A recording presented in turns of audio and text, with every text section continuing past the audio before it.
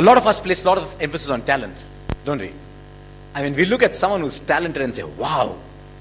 Right? Talent does that to people. It dazzles, you know. Talent dazzles. And you look at talent and say, wow, I wish I could be like that. And yet you find that excellence is not about talent alone. In fact, a major part of excellence has nothing to do with talent. And in course of time, once you go beyond a certain level, ability or talent is the most useless virtue to possess. It's what you do with that talent that matters. And that's why Mukesh used a word that I love, attitude. Beyond a point, it is attitude that counts for far more than talent. Because talent breeds an ego. And talent never solves problems beyond a point. And I was fascinated by something that Sandy Gordon said when we were doing a program together. Because I had seen a lot of young cricketers, extremely talented, who the moment they faced a roadblock did not know what to do. Because they had never had to struggle to succeed. They always used their talent to succeed. And Binod Kambli is an example of that. The moment Courtney Walsh bounced him in Bombay, he was 22 years old. Was he? Yeah, he was 22 years old then. In 1994, he was 22 years old.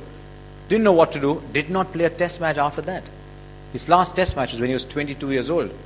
Just did not know how to play the bouncing ball because talent had solved everything for him before. In the Australian Army, when they are, and this is something that doesn't come from sport, but it's something a sports scientist told me, that when they're building an elite core team, they look at your career record, your track record, and if you've never failed, they don't pick you. They don't pick you because they say, if this man experiences failure, will he know what to do?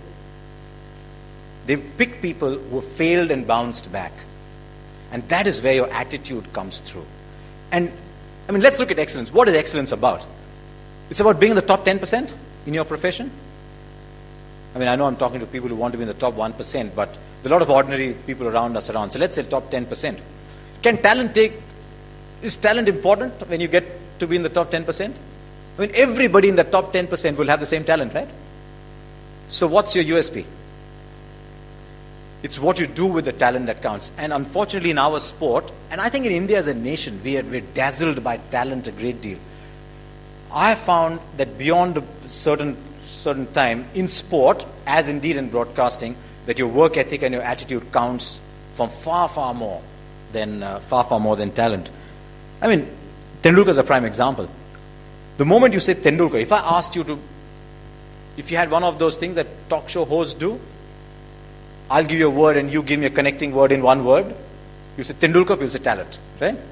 He played 55 games as a 14-year-old without a break. 55 days. He'd practice for 2 hours, play a game, practice 2 hours, fall asleep on the dining table. And do that 55 days in a row. That's attitude. You know, we think, and this is something we talk about in our corporate lectures as well, where we advise against talent. When Tendulkar was born, it wasn't that this nurse picked him up and said, here, Mrs. Tendulkar, here's 70 hundreds for you. Yeah? It isn't Tendulkar's talent that's produced 70 hundreds. It's his work ethic, it's his attitude, and more than anything else, when you reach the top, it's his passion to perform. And that counts for far more. The attitude and the passion counts for far more than ability. Ability opens the first door. It might open the second door. It's not going to open the last door for you. Because the guy who's bowling the ball at you has got equal ability as you. He's not going to run up to bowl and say, oh, sorry, you're a genius. Sorry, I'll give you a simple ball. Which is what India's bowlers did in 1948 when they went to Australia. They were so much in awe that they said, we are going to bowl to Bradman. It was understandable in those days. India was a different country. But they were in awe of bowling to Bradman. How were they ever going to get him out? And they didn't.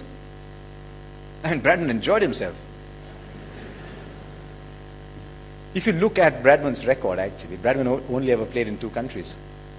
And when Bradman playing at home in home conditions against a half-strength Indian team, see, he must have had a party for them every evening. It's also excellence, I think, is also about learning from mistakes. You know, there'll be a lot of people in this room, and I'm sure there'll be a lot of people in your learning academy as well, who are so driven that they think a mistake is a crime and that a mistake is a matter of shame. Let's be honest to ourselves, guys and girls, sorry. You know, we guys are very limited in our view of the world. We're a bit like George Bush, but I can't say that openly. we keep saying guys all the time. And if you worked in sport all your life, then you sort of tend to go into the guy thing a little too much, which is sad for everybody. Deep down inside, you ask yourself, when you make a mistake, what's your first reaction? I hope nobody ever looks at me again. Right? I'm going to tell you that mistakes can be your best friend. Because the more mistakes you make, the more you know what not to do. And excellence is as much about knowing what to do as knowing what not to do. And if you can be outstanding at knowing what not to do, then the road to what to do opens up before you, doesn't it? I tried telling that to one of my friends who was in the same dorm as me, and we stayed in touch afterwards. He was one of these IT freaks. And I was telling this, I said, this is my attitude about mistakes. I said, the more mistakes you make, the more you know what not to do.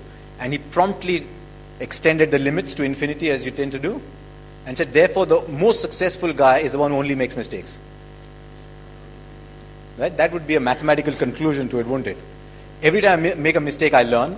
The more mistakes I make, the more I learn. If I only make mistakes, I only learn. Right? It doesn't quite work like that.